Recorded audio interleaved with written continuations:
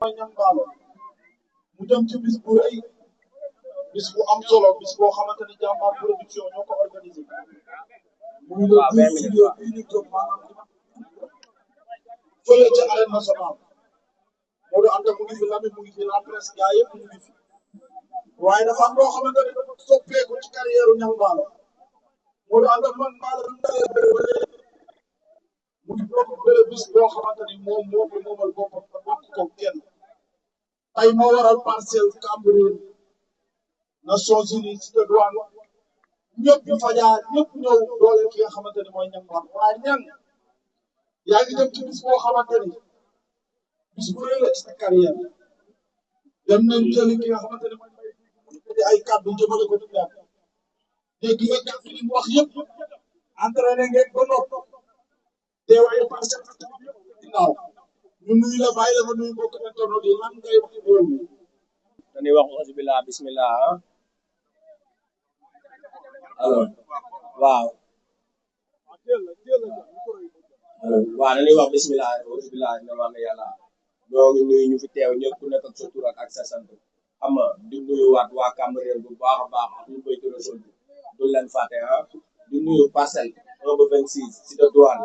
xam nga Golf Fadia xam nga frontière ñu ngi nuyu ñëpp ku lim na ngay jur ba jëli di la fay waaw.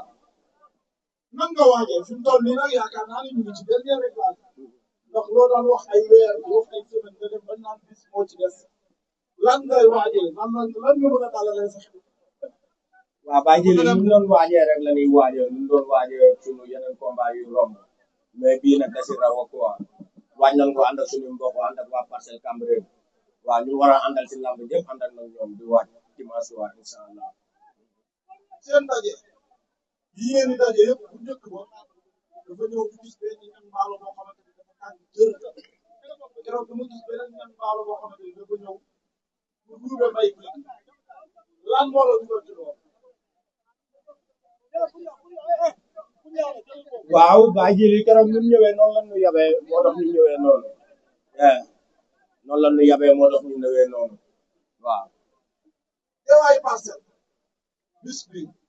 ban importance la am ci carrière Ndakaaru ak waa Parcelles Assainies yi. waaw bis bi lu mu waaw importance bu mu am ñun xam nañ ko moo tax ñu jël combat boobu noonu combat bi sama combat la combat bii nii sama combat la waaw du combat kenn waaw sama combat la waaw Lamine comme li sama dañu gis aussi seen suñu jigéen ñi ñaar démb suñu jigéen ñu bari dañ ni état de forme Mbaye Gouy Gui moo ñu gën a convaincre que état de forme Niang Ballo waaw am na ñu wax Niang Ballo biir dëgg la ginnaaw dóor doo gis benn physiquement est-ce que Niang Ballo pare na pour jàmmaarloo ak ki nga xamante ne moom mooy Mbaye Gouy Gui est-ce que Mbaye Gouy Gui le jour ci mën na la jaay doole wala mën na jaay doole. non non Lamine man amul kenn ku ma mën a jaay doole Mbaye Gouy Gui man maa jaay doole te incha allah suñu dajee gars yi xam ne Niang Ballo liggéey na. waaw dañu gis combat bi doog a taxal nga jëlal benn poids bi. waaw ñu demaat ba ci biir bi nga lakk graisse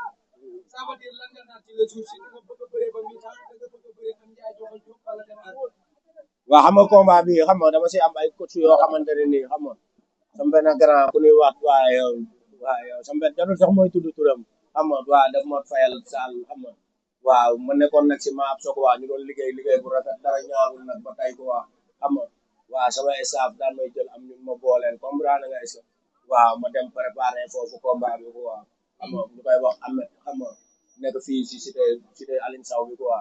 waaw fitness Dakar quoi moom moo préparé lamb ji nii mais maa sa moom xam nga yàgg naa wàcc ne lamb daanaka xam nga 5 ans moo ne entraîné amaana combat bii nii rek la ñu gisul nag ñu ngi koy jégalu waat si loolu bu baax a baax a baax xam ni nekkul suñu coobare sax moo tax ñu jëlee ko suñu bopp xam nga daa am ñu nekk suñu ginnaaw xam nga boole noo xam nga ay coach xam nga ñu dem foofu préparé combat bi waa di wax xam nga maa ñu koy jégalu si loolu maa ngi ko fiy gis waa moom borom xol bu rafet na ko waa. ok dañu gis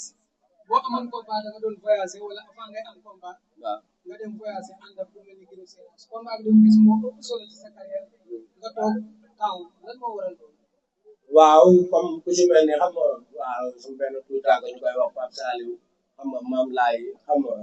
waaw ñoom ñoo tax sax voyage ma quoi te combat bi bëggoon naa si génn ñoom ñoo ma tax voyage ma mais ba lamb ji taxawee daanaka 7 mois sax waaye 6 mois nekkuma Cambérène quoi maa ngi suñu koy quoi waaw nekkuma Cambérène moo tax daanaka loolu ak voyage rek benn la quoi. ok ngay bëreel mbër boo xamante bi nii ñett ñi dañ koy wax ci signature ne ko ragal la waaye dañu gis bërikat yëpp moo leen daan ku ci mel ni Marley ku ci mel ni Coenzi te ku ci jàpp ku nekk baat ak tontu lay doon ci bëri bi les jours ci ndax ragal nga mbéy mi ne sirip jàpp te ngeen sax waaw maa ngi dégg gars yi di wax loolu rek bu ko neexee na jàpp fu ko neex mais incha allah dina bagaar avant moo jàppoon incha allah si kàttan yàlla baax mu ne dañuy wax ci xeex boobu pied gauche pied droit parce que dañu gis ne ci sa carrière ci 10 wala 11 combats yi da nga ci am ñaari kaw te kaw yi dafa am koy yombal possibilité bi muy pied droit yi est-ce que ña nga doon cadré dóor leen ñu daan wala dóor leen ñu fekk seen làmb jaayu man bay fii benn la. waaw man nag Lamine incha allah combat bi nii daanaka waaw yeneen combat yi doon naa si fay ay box mais bii lu ma si fay daanaka sama avance yëpp ay boxeur laa ko fay waaw daanaka combat bi sama avance yëpp ay boxeur laa ko fay bu bëggee ma tegal ko droite bu bëggee ma tegal ko gauche si combat bi waaw waaw mënoon ñàkk xeex day am xeex Lamine force waaw moom mi na xeex Lamine bu bëggee ma tegal ko droite wax laa lay wax bu bëggee ma tegal ko droite bu bëggee ma tegal ko gauche waaw bu mu si pare rek dinañ bagaar dinañ xeex 5 minutes yu tàng jëpp incha allah waaw. dañuy combat bi dañoo ñëw xeex ak ñoom wax waaw te yow li ngay wax ni doo dëggal sa bopp xeex waaw Lamine moom lu mu wax ak ay mbokkam loolu moom la concerné ak ay mbokkam comprendre nga man lu may indi moo ma concerné quoi muy man ak ñu ma àndal xam nga waaw ak lu ma gars yi wax waaw ku si mel ni si bëggee ma tegal ko gauche waaw bu mu si pare rek dinañ bagaar dinañ xeex 5 minutes yu tàng jëpp incha allah waaw. dañuy combat bi dañoo ñëw xeex ak ñoom wax waaw te yow li ngay wax ni doo dëggal sa bopp xeex waaw Lamine moom lu mu wax ak ay mbokkam loolu moom la concerné ak ay mbokkam comprendre nga man lu may indi moo ma concerné quoi muy man ak ñu ma àndal xam nga waaw ak lu ma gars yi wax waaw ku si mel ni Cheikh ci am deem xam nga Papa Sow tamit waaw waaw jàpp na si làmb yu góor a soog ñu ngi ko fiy gis tamit jàpp na si combat bi tamit waaw waaw waaw grand yaaram tamit waaw da ngeen may fàttali tamit nanga nanga rek def leen nanga waaw ñu ngi lay fay bu baax baax dañoo gis sa combat bi ci côté communication dafa taxaw ne combat bi combat la yow nga dëggal ko ñëw Fara nan la def ci biir combat bi ndax gis nañ dafa teel a annoncé ne combat bi combat la yow tamit nga fekk si est-ce que durant sa carrière yëpp wala durant combat yi gis yëpp ñëw Fara ci combat bi lan la def. waaw Franc bu ñëwee daa war a ñëw bu ñëwul daa war a ñëw comprendre nga ndax waaw moom jàmbaar la ko waaw bu ñuy xoolee Modou Lo la koy xoolee waaw buñ bëggee Modou lañ ko bëggee dañ koy ñaanal taw bi ak tay si quoi waaw bu ñëwee dafa war a ñëw bu ñëwul daa war a ñëw moo tax mu ñëw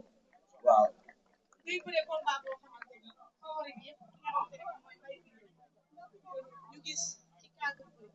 bari na xeex ak yow te dégg nañ Mbaye Guèye ne bëggul combat bi bëre ak yow xeex ak yow góor bu mu tëdd est-ce que la ci wooyee di ko fekk. waaw su ma si woowee si loolu naa ko si fekk si looloo ma gënal lu ma mënte am yàlla xam na ko waaw. waaw dañuy gërëm nag alkaati yi waaw alkaati yi police 15 ak police waaw golf ko waaw. waaw donc en fait dafa am ñaari question yoo xamante ni gars dañ leen koy bëtti woon lu jëm ci yow mooy dañ la ñeen ba combat bi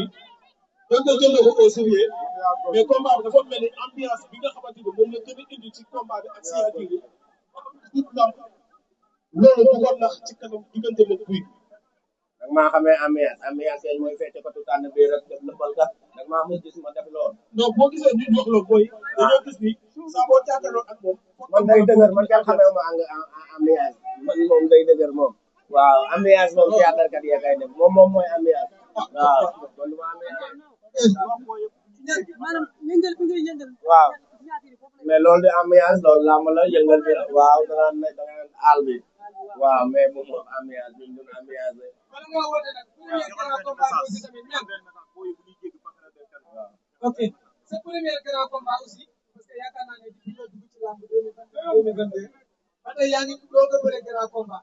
premier grand combat wàccaay bi nan la mën a def nan la war a demee. barki alxuraanu karim laa la waatal lekk man combat yi ma mos a bëre yëpp sama grand combat boobu la moo tax bii nii ak bu double moteur beeg bu keneen ak keneen wallaahi yëpp a yem si man mosuma def lenn ndax ñu ma doon gis laay gis na nga doon ñëw Lamine da doon ñëw kan moo si yokku xanaa keneen yokku si ñu doon ñëw rek ay ñëw waaw am déet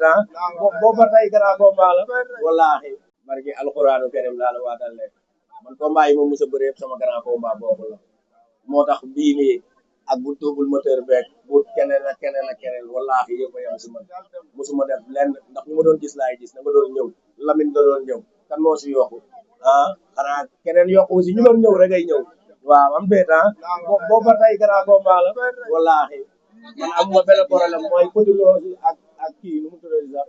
ak Codilo ak qualifié wallaahi buñ bëggee sax ñoom ñu bëre grand combat dama bëre spécial wallaahi waaw. mais côté mobilisation aussi naka la ngeen di waajal parce que gis nañu seen génération lañu def stade de waaw Lamine bu ñu tëj yéeg na 70. waaw Lamine xam nga ay jamono làmb ji waa Cambérène doon génn xam nga ak waa frontière mais bii dafa yokku quoi waa Cité Douane foofu ay français ko dëkk quoi Cité Douane bii nii Fadia ay français ay Baye Fall la fa nekk comprendre nga golf sax xaw na am ay tuuti xam nga mooy loolu xam nga waaw mais bii ñëpp génn Baye Fall yeeg waaw ñëpp génn dama ko sere yaay waa croisement Béthio xam nga waaw ñëpp génn Lamine bii moom waaw dañuy xaar ba le 10 rek incha allah waaw. sama dernière question mooy adversaire bi ngeen bëre moom gis na rek coow moo leen boole rek waaye du sa morom dafa jàpp ne moom fu la jàpp ci làmb ji mu jeex parce que amoo ci transport lan mooy sama dernière question. waaw Lamine moom na jàpp loolu rek moo doon ànd incha allah fu mu jaar dinañ dalante ko waaw dañuy woote waat ni mi naaw non alors violence tey xam nga gis ngeen alkaati yi ñoo ñëw xam nga waaw Baye Fall nag bu ñuy jéggi passerelle bi dañ koy xool dañ jaar si passerelle bi xam nga waa léegi man may déglu xam nga ma woo ñu jàppale ko waaw ku si mel ni xam nga Mathias Manga jàpp na si làmb ji bu baax a baax Mathias Manga ñu ngi koy sant bu baax a baax di ko gërëm comprendre nga jàpp na si làmb ji waaye ji borom escale jàpp na si combat bi bu baax a baax comprendre nga waaw Cheikh Saliou Lo moom tamit ñu ngi koy sant Ahmed borom géej waaye ñu ngi koy sant mulli tamit dama ko doon fàtte chaque jour Cheikh Tidiane borom Morok ak waa Morok yëpp ñu ngi leen di sant bu baax si combat bi di leen gërëm xam nga